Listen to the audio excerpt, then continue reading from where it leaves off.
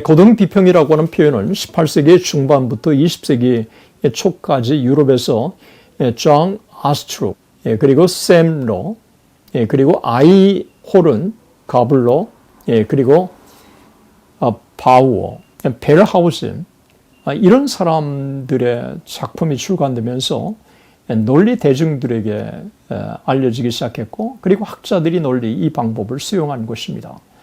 오늘날 신학계에서 고등비평이라고 할 때 그 이전 혹은 그 이후에 유사한 방법에도 적용되지만 일반적으로 위에서 언급한 이들이 고등비평이라고 간주하는 중심 인물들이라고 할 수 있습니다. 안녕하십니까. 중신대학교 신학대학원 명예교수 박용규입니다. 2024년 복된 새해가 되시기를 진심으로 축원합니다. 그동안 찰스 다윈의 진화론과 그리고 마르크스주의에 대해서 우리가 쭉 살펴보았습니다. 이제 성경 비평이라고 하는 현대주의의 세 번째 중요한 배경이 되는 성경 비평학에 대해서 살펴보도록 하겠습니다. 현대주의의 세 번째 흐름은 고등비평입니다. 사실 성경에 대한 비평운동이 일어나면서 창조론에 대한 의문이 제기되고 진화론이 등장하고 이어서 마르크스 공산주의가 역사에 등장한 것으로 보는 게 맞다고 봅니다. 그런 면에서 성경 비평학은 사실 중요한 것입니다. 이 성경 비평학은 사실 수많은 학자들이 오늘 강의에 등장하지만 한마디로 이 성경 비평학의 배경은 계몽주의 시대에 등장하기 시작한 합리주의에 기반을 두고 있고, 그리고 합리주의에 기반한 독일의 철학자들, 그리고 영국의 철학자들의 사상에 기본 토대를 두고 있습니다. 그리고 성경을 비평적으로 보려고 하는 스피노자 이후에 진행된 우리가 흔히 고등비평이라고 하는 이 비평학의 토대를 두고 있는 것입니다.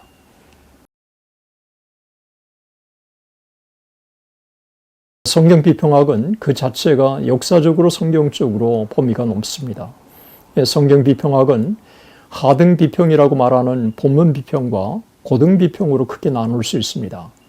본문 비평은 5,600개에 달하는 헬라어 사본들의 타당성을 판단하기 위해서 사본 텍스트의 형식을 결정하는 연구 방식을 지칭합니다. 고등 비평은 역사 비평이라고도 표현하며 성경 자체의 기원에 대한 연구입니다. 역사 비평 혹은 고등 비평은 텍스트의 기원을 조사하기 때문에 성경에 대한 비평적 수집과 원본 자료의 연대순 정렬에 전념합니다. 성경의 저자 혹은 편집자가 누구이고 그것이 언제 어디서 작성되었는지 연구합니다. 이런 비평적인 연구 방법은 구약만 아니라 신약 전반에 적용하려고 하는 시도가 계속 있어 왔습니다. 공간복음이 상호 어떤 관계로 저술되었는지, 바울 서신의 저작권 문제는 맞는지를 조사하면서 가설에 따라 도표화하는 등 지금까지의 성경의 전통과 이해와 상충되는 주장이 자연스럽게 이 고등비평 신학자들에 의해서 강하게 제기되었습니다. 고등비평은 자료비평, 편집비평, 형식비평을 포함합니다.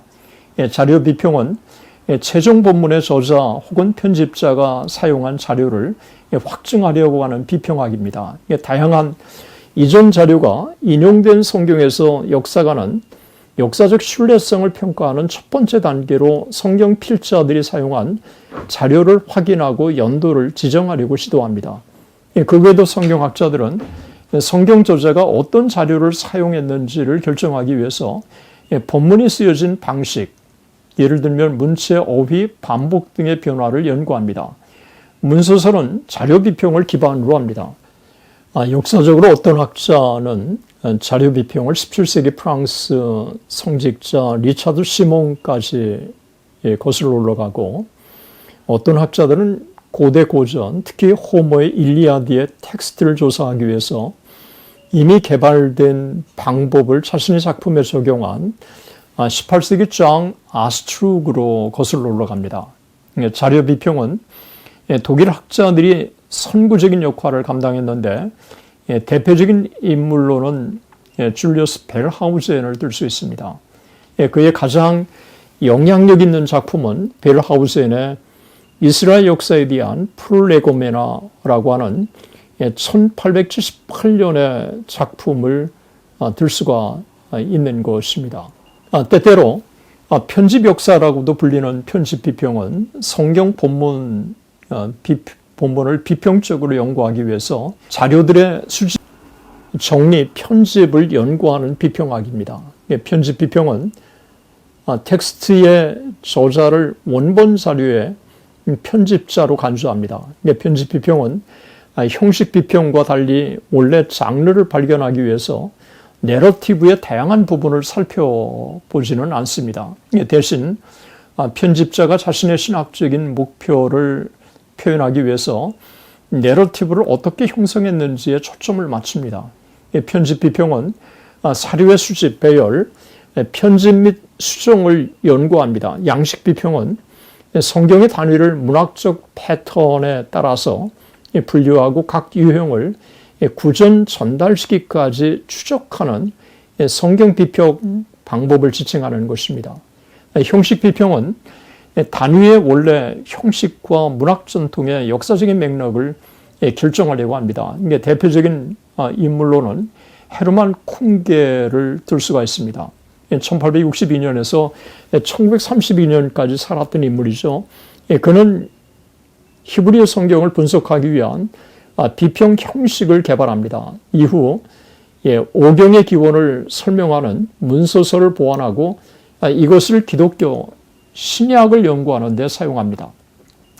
양식 비평은 성경을 여러 부분으로 나누어 분석하고 장르, 산문이나 운문, 편지, 법률, 궁정, 기록, 보관서, 전쟁 찬가, 에가의 등 이렇게 분류합니다. 그런 다음 형식 비평가는 페리코프의 삶의 정황, 찢진 레벤, 즉 그것이 구성되고 특히 사용된 설정에 대해서 이론화시킵니다.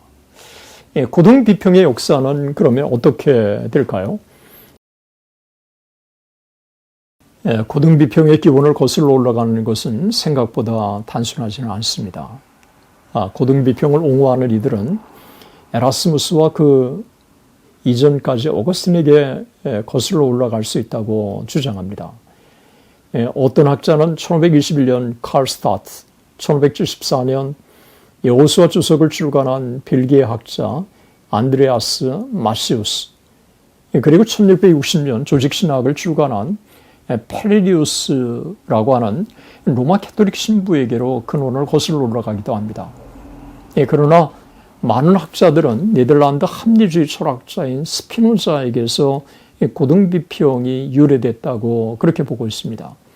1670년 그의 신학 정치적 논문이라고 하는 이 글에서 스피노자는 오경의 전통적인 저작 연도와 모세오경의 저작권을 의심하고 오경의 모세 저작 기원을 에스라나 다른 후기 편집자들에게 돌립니다. 스피노자의 그런 비판적 견해는 영국 철학자 홉스에 의해서 받아들여집니다. 홉스는 모세오경의 저작권만 아니라 계시의 필요성과 가능성까지 부정합니다. 리차드 시몬이라고 하는 프랑스의 신부는 구약 성서의 역사적 비평에서 다양한 저자들의 증으로 추정되는 다양한 문체를 지적합니다. 한 저자가 기록한 것이 아니라 후대에 편집했다고 하는 편집서를 주창한 것입니다. 이와 같이 기원을 거슬러 올라갈 수 있지만 1865년에 클레리코스라고 하는 리 클럭이라고 하는 또 다른 네덜란드 학자는 훨씬 더 급진적인 견해를 옹호합니다. 오경이 약 주전 678년에 바벨론에서 유배당한 사람이자 제사장이었던 사람이 저술한 것이라고 주장합니다. 오경은 바벨론에서 파견된 제사장이 썼다고 하는 그 근거로 왕하 17장 27절을 대고 있습니다. 이것은 일종의 후기 편집 비평으로 알려진 것입니다. 그는 그리스도와 그의 사도들이 유대인들에게 비판적인 견해를 분명하게 제시하기 위해서 세상에 오신 것이 아니라 그들의 언어가 유대교의 견해와 일치해야 한다고 하는 이와 같은 주장을 펼친 것입니다. 기독교와 유대교는 같다는 거죠. 근대 철학사조는 고등비평의 발달에 중요한 배경을 형성합니다. 고등비평의 발전에 기여한 인물로는 계몽주의 시대의 합리주의 시대 사상가들로 예를 들면 존 로크, 데이빗 흉, 임마누엘 칸트, 그리고 레싱, 피테, 그리고 헤겔, 이런 사상가들의 철학 전통을 기반으로 자신들의 고등비평을 발전시켜 나간 것입니다.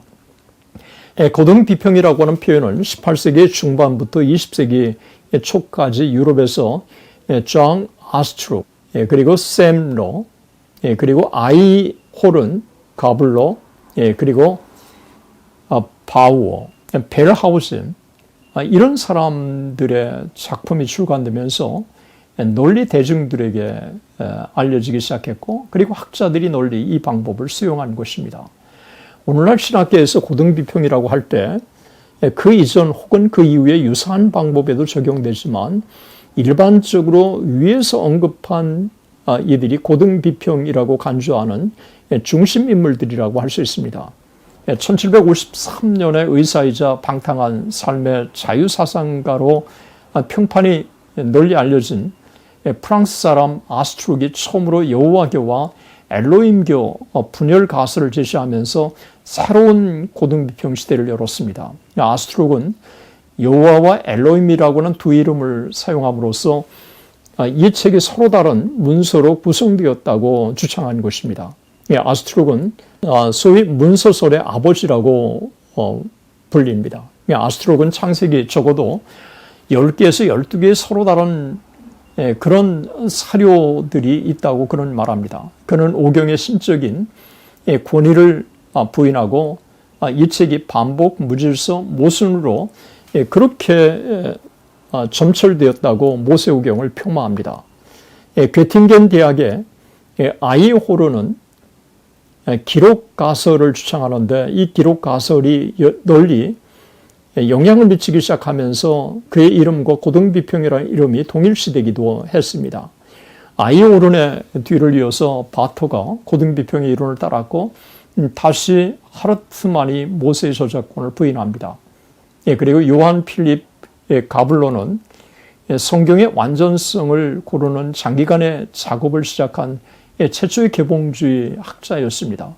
그는 성경신학과 교회신학을 구분하고 교회신학은 역사적 조사의 대상이 아니기 때문에 변하지 않지만 성경신학은 역사적으로 부정확할 수 있기 때문에 변경될 수 있다고 본 것입니다. 19세기에 접어들어 고등비평은 더 널리 확산되기 시작했습니다. 그 일에 앞장선 인물은 바우르 그리고 벨하우젠을 들 수 있습니다. 이들의 작품들이 출간되면서 학자들 사이에 더 넓게 고등비평이 수용되기 시작한 것입니다.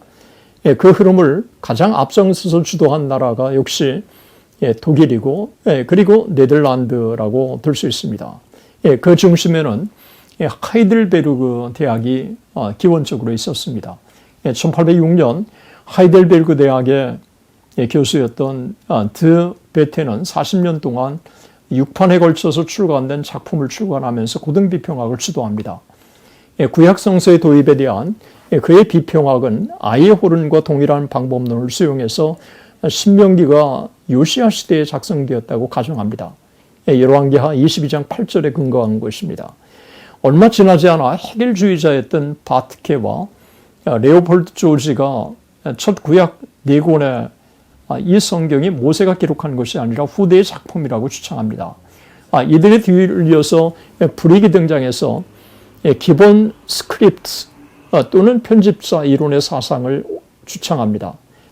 그 이후 이발드, 루프필드, 그라프가 고등비평의 선구자 역할을 합니다.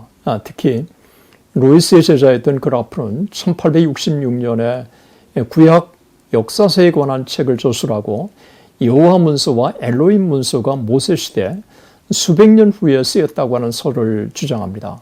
이런 고등비평은 네덜란드 라이덴의 쿠넨, 콜렌서, 줄리우스 벨하우젠으로 이어지게 됩니다. 19세기 접어들어 역사적으로 고등비평은 독일 성경신학자들의 작품들을 언급하는 것으로 그렇게 이해되기 시작했습니다. 그 대표적인 4명의 인물들을 꼽는다면 슐라이어마우, 슈트라우스, 포에르바우, 그리고 벨하우젠을 들 수 있습니다. 슐라이어마우는 1768년에서 1834년까지 살았던 학자이죠. 그는 파격적인 방법으로 신약에 대한 연구를 진행하고 그리고 19세기 중반 슈트라우스와 그리고 포에르바흐가 슐라이어마우의 방법론을 수용해서 발전시켜 나간 것입니다. 이들은 지금까지 성경 연구 방법과 다른 독립적인 확증을 도출하기 위해서 기독교와 구약 시대로부터 중동의 역사 기록을 조사합니다. 그러나 고등비평에 가장 결정적인 영향을 미친 인물은 이들보다도 역시 벨하우젠을 들 수 있습니다. 벨하우젠은 이스라엘 역사의 프롤레고메라라고 하는 1878년의 작품을 조술하는데 이 작품에서 그는 구약성서 본문을 일련의 출처별로 분류해서 하나님을 야훼라고 부르는 이스라엘인이 쓴 것이기 때문에 제2문서라고 불렀고 그리고 다른 출처는 8세기 이스라엘의 관점에서 토라를 재구성한 작가인 신명기의 이름을 따서 D라고 불렀고 그는 세 번째 사람을 E라고 밝혔습니다. E라고 밝힌 그는 하나님을 엘로힘이라고 부르는 문서의 저자를 의미합니다. 네 번째는 제사장, 프리스트의 피를 지정하고 제사장 문서, 성전, 의식 등에 관심이 있었다고 분류했습니다. 독일에서의 고등비평이 영국에 소개되기 시작한 것은 다윈이 종의 기본을 출간한 바로 그 이듬해 1860년 경이었습니다.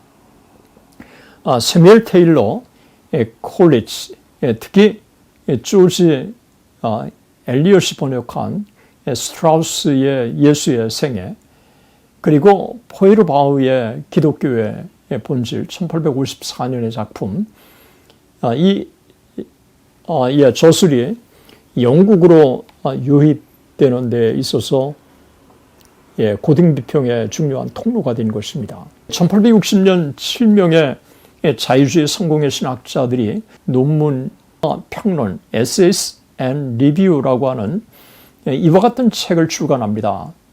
이 책은 역사적 비평학을 기독교 교리에 통합하려고 하는 과정으로 시도한 것입니다. 이들 7명은 템플, 조에트, 윌리엄스, 포웰, 윌슨, 굿윈, 그리고 패티슨이었습니다. 7명의 저자 중 6명은 성공의 성직자였고 기하학의 포웰, 링컨 대학의 총장이었던 패티슨, 그리고 그리스어 교수 조엘 등 3명은 옥스퍼드 대학교 교수들이었고 다른 3명도 한 명 템플은 럭비 학교 교장이었고 한 명 윌리엄스는 신학대학의 학감이고 한 명 윌슨은 본당 목회자였습니다. 평신도 굿윈은 변호사이자 아마추어 이짓학자였습니다. 이 책의 출간은 종의 기원에 대한 논쟁을 완전히 무색하게 만드는 5년간의 폭풍우를 일으켰습니다. 저자 중 2명은 이단 혐의로 기소되어서 1862년에 직장을 잃었지만 1864년에 항소로 판결이 뒤집혀졌습니다. 그렇다면 대체 어떤 작품들이었기에 그랬는가 하는 것입니다. 프레드릭 템플릿은 첫 번째 에세이는 세상의 교육, Education of the World라고 하는 제목으로 계시의 진보와 인간의 성장을 비교하는 논거였습니다. 이 논거는 레싱의 에세이, 인류의 교육을 연상케 하는 작품이었습니다. 인간의 삶의 단계를 3단계로 대별합니다. 어린 시절의 순종, 청소년기의 모범, 성인기의 책임 있는 자유로 구분합니다. 그러면서 성년기인 오늘날에는 자유롭고 스스로 결정을 내리고 자신이 적합하다고 생각하는 대로 또는 양심이 지시하는 대로 모든 합당한 출처로부터 교훈을 끌어내야 한다고 템플은 주장합니다. 이 논거에서는 죄와 구원이 포함되지 않았고 인간 본성에 대한 암묵적인 낙관주의는 그 이후에 자유주의의 특징으로 굳게 자리 잡았습니다. 윌리엄스가 쓴 2번째 에세이의 제목은 독일 성경 비평학자 분젠을 다룬 분젠의 성경 연구였습니다. 이 에세이의 요점은 바로 이것입니다. 예언적 예언, 특히 메시아 예언에 대한 분젠의 해이론을 자신이 지지한다고 하는 입장을 분명하게 밝혔습니다. 윌리엄스는 다니엘서가 사건 이후의 예언만을 담고 있는 기원전 6세기가 아닌 기원전 2세기 안티오쿠스 에피파네스 시대에 저술된 것이라고 그렇게 밝힙니다. 포일슨 3번째 에세이 제목은 기독교 증거의 연구입니다. 이 논문의 핵심은 기적의 증거적 가치에 초점을 맞추고 있습니다. 이전 에세이가 예측적 예언에 대해서 했던 일, 즉 기독교에서 중시하는 기적을 믿을 수 없다고 하는 것입니다. 왜냐하면 기적이 자연의 획일성에 위배된다고 보았기 때문에 그렇습니다. 포엘은 찰스 다윈이 종의 기원에서 진화하는 자연의 힘을 증언했다고 보고 찰스 다윈의 종의 기원에 빛나는 경애를 그의 논문에서 밝히고 있습니다. 윌슨이 쓴 4번째 에세이 제목은 제네바의 역사, 국가교회입니다. 이 논문은 좀 제목이 특별하기도 합니다. 이 논문의 핵심은 39개 조항의 구독 요건과 성경의 교리적 권위에 기초한 요구사항을 공격하는 것이 논구의 핵심이었습니다. 평신도 스필가인 굿윈이 쓴 5번째 에세이의 제목은 모세의 창세기의 생성론입니다. 이 논문은 제목이 보여주는 것처럼 모세의 창세기의 문제를 제기한 것입니다. 굿윈은 창세기의 첫 번째 구절이 6일 이전에 오랜 기간을 다룬다는 설명이나 6일 자체가 오랜 기간에 해당한다고 하는 설명을 철저하게 거부한다고 주장을 합니다. 이 논문에 대한 비판이 후대의 학자들 길버트 로리슨이 창세기 1장의 이 기록은 하나의 일종의 그림 언어로 쓰여진 것이라고 그 이듬해 반박했습니다. 첫 3일의 사건과 2번째 3일의 사건이 여기에 해당한다고 하는 것입니다. 오늘날 많은 복음주의 학자들이 받아들이고 있습니다. 마크 패티슨이 쓴 6번째 에세이의 제목은 1688년에서 1750년대 영국의 종교적인 사상의 경향입니다. 보수적인 이들은 이 기간을 종교적 쇠퇴의 기간이라고 그렇게 평가하지만 패티슨은 그렇지 않게 평가합니다. 이 시대가 합리주의라고 하는 단어로 집약할 수 있고 그리고 이 합리주의는 반기독교 종파가 아니라고 주장합니다. 그는 이렇게 말합니다. 합리주의는 교회 밖에서 종교에 대항하여 전쟁을 벌이는 반기독교 종파가 아니었다. 그것은 모든 사람의 마음을 지배하는 생각의 습관이었고 그 조건 하에서 모두가 자신이 소중히 여길 수 있는 독특한 의견을 좋게 만들려고 노력했다.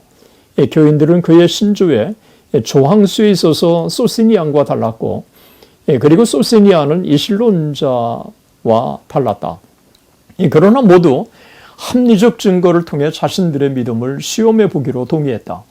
주어진 교리나 기적이 이성에 부합하는지 여부는 방어와 공격 사이에서 논쟁을 벌였다. 그러나 모든 교리가 그 기준에 따라서 서거나 무너져야 한다고 하는 점에는 의문의 여지가 없었다. 자연 종교의 원리와 우선순위는 논쟁자들이 어떤 것이 있는지, 무엇이 나중에 초자연적인 방식으로 인간에게 전달되었는지에 대해서 논쟁을 벌리는 공통 가설을 형성했다. 257쪽에서 그렇게 주장합니다. 합리주의자들은 기독교의 진리를 이성을 통해 검증하려고 시도하면서 기독교는 이성에 의해 시험대에 오른 것입니다. 합리주의와 이실론과 소시니안은 서로 통했던 것입니다. 소시니안의 영향력이 강했고 이실론자들 중에서는 소시니안주의자들이 많았습니다. 벤저민 조웨트가 쓴 7번째 마지막 에세이의 논문 제목은 성경 해석에 관하여입니다. 이 논문은 성경이 하나님의 말씀이라고 하는 사실에 대한 불신을 가장 명백하게 드러내고 있습니다. 조웨트는 오늘날에도 여전히 친숙한 말로 성경은 다른 책과 마찬가지로, 특히 다른 고대 책과 마찬가지로 읽고 해석해야 한다고 주장합니다. 성경의 가르침이 후대에 쉽게 적용되지 않으며 조웨트는 교부들과 후대 신학자들을 성경 해석자로 오히려 경멸합니다. 무엇보다도 그는 영감의 극도로 회의적이었습니다. 특히 신약 성서 자체에서 성경이 영감으로 기록되었다고 하는 사실이 자주 언급되어 있다고 하는 점, 그 사실에도 불구하고 성경의 한 단어, 즉 영감에만 논거를 두어서는 안 된다고 그는 주장합니다. 이들 7명의 저자들은 당시 영국 기독교에 엄청난 이슈를 만든 것입니다. 정도의 차이는 있지만 하나같이 전통적인 기독교에 대한 도전, 성경의 권위에 대한 일대 도전이 논구의 핵심이었습니다. 이들 외에도 사무엘 데이비슨, 로버트 스미스, S.R. 드라이버가 있습니다. 1862년 구약 성서 입문에서 사무엘 데이비스는 독일 합리주의 방법론을 그대로 받아들입니다. 특별히 바우어에게 큰 빚을 줬습니다. 스코틀랜드 로버트 스미스는 1881년에 출간된 유대교회의 오경, 이스라엘의 선구자 구약 성서에서 독일 학자들의 견해를 그대로 수용합니다. 영향력 있는 고등비평가 옥스퍼드의 드라이버는 자신의 책 구약 성서 문학 입문과 그리고 창세기 연구에 과감하게 고등비평학을 도입합니다. 1863년 프랑스인 르낭이 예수의 삶이라고 하는 책을 출간합니다.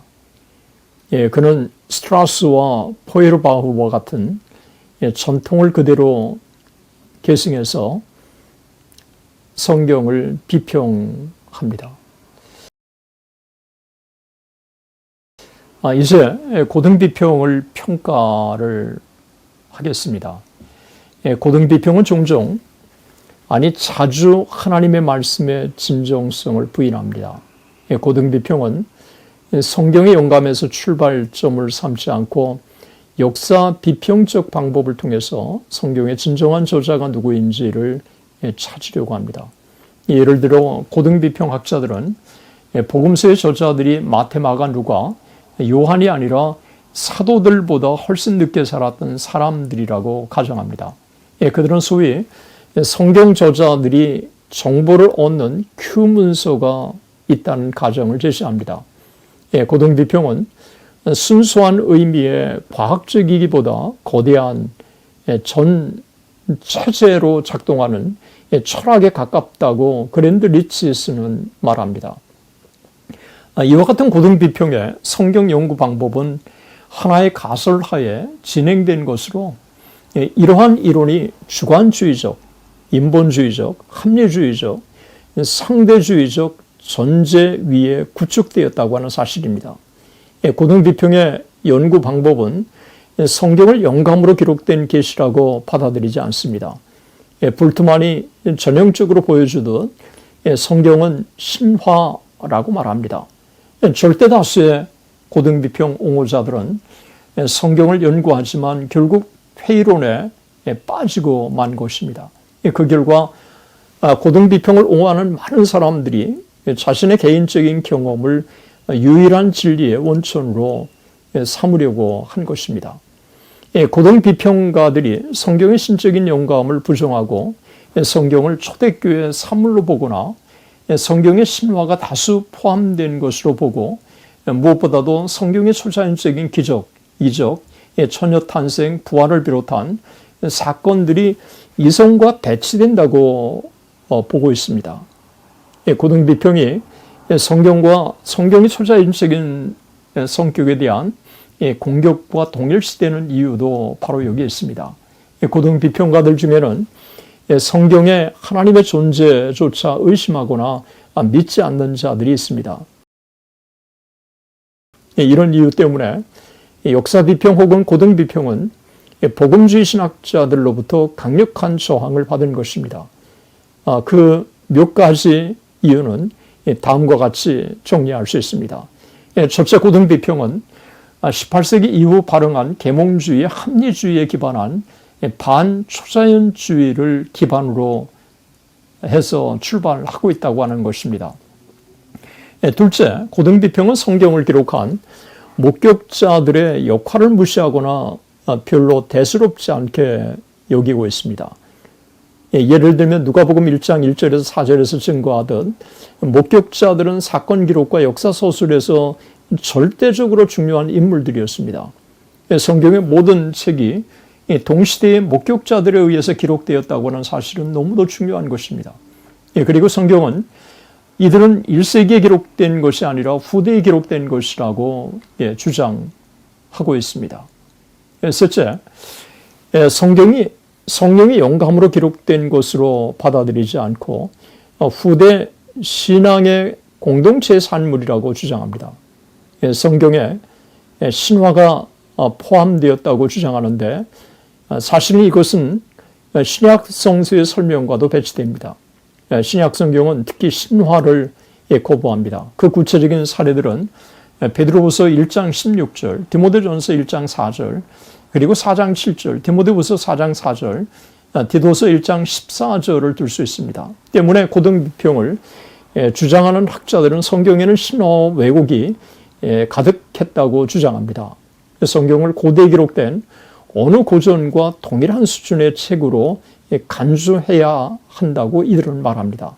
넷째, 신약에서 그들은 신약의 저자들이 자신들의 말과 예수의 말을 구별하지 않았다고 가정합니다. 이것은 사실 공관복음이나 요한복음 서신서를 검토하면 사실과 다릅니다. 예를 들어 바울은 사도행전 20장 35절에 자신의 말과 예수님의 말씀을 분명히 구분하고 있습니다. 다섯째, 고등비평가들은 성경이 전기적으로 기록되지 않았다고 비판합니다. 이 말은 초대교회가 역사적 사실에 근거하여 기록된 것이 아니라고 하는 의미를 다른 표현으로 표현한 것입니다. 이것은 사실과 다릅니다. 예를 들어 누가복음 1장 1절에서 4절, 요한일서 1장 1절에서 2절, 요한복음 21장 25절은 성경 기자가 그냥 기록을 한 것이 아니라고 하는 사실을 분명하게 밝히고 있습니다. 마지막 고등비평은 성령의 역할을 평가절하하거나 전혀 고려하지 않습니다. 성경은 영감으로 기록되었다고 분명하게 밝히고 있습니다. 성경이 오류 없는 하나님의 말씀인 것은 영감으로 기록되었기 때문에 그렇습니다. 인간 저자들의 한계와 약점에도 불구하고 성령께서 저자들의 경험, 교육, 지식을 사용하여 기록하게 하셨지만 오류가 없도록 보호하셨다고 하는 게 전통적인 기독교 영감론입니다. 그런데 고등비평 학자들은 전혀 영감을 인정하지 않습니다. 오늘의 강의는 여기까지입니다. 끝까지 시청해 주셔서 대단히 감사합니다.